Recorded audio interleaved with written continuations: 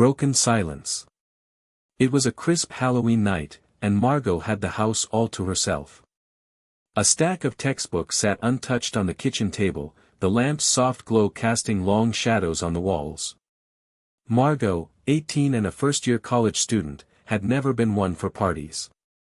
The allure of studying for her exams outweighed any trick-or-treating or costume festivities her classmates might enjoy.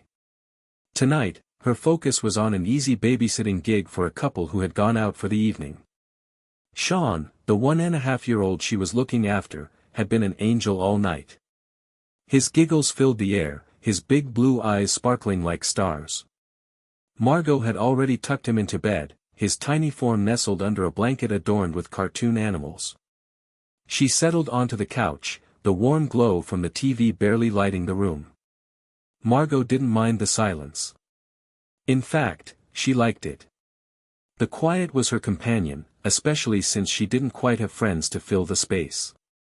Her phone vibrated on the coffee table, but she ignored it. Instead, she focused on the soft sound of the baby monitor beside her.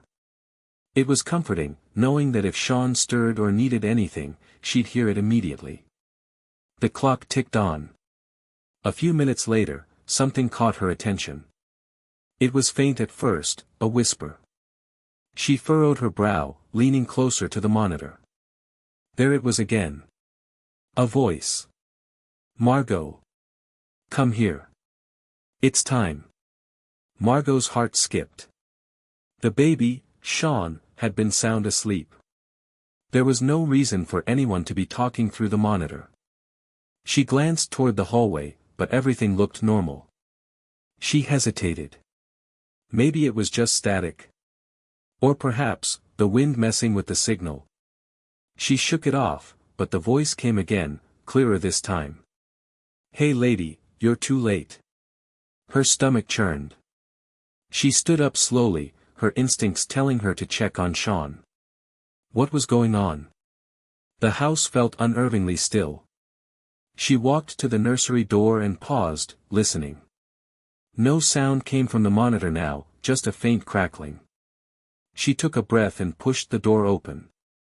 The room was bathed in dim light, and there, in the crib, was Sean. He was still asleep, a small smile curling on his face as he dreamed.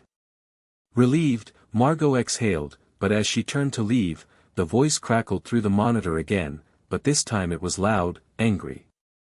Leave him alone. He's mine. Margot froze. That was not Sean. Her heart began to pound as she slowly backed away from the crib. She glanced nervously at the monitor, but the voice kept coming. It was distorted, eerie, and mocking. A sudden shiver ran down her spine. Go. Go now. The voice hissed. Margot's legs trembled, and she felt a chill spread through her body. She turned to leave, but the footsteps came next. Loud and fast, pacing just behind her. Her breath quickened, but when she reached the door, something made her glance over her shoulder. There was nothing there. But the WHI.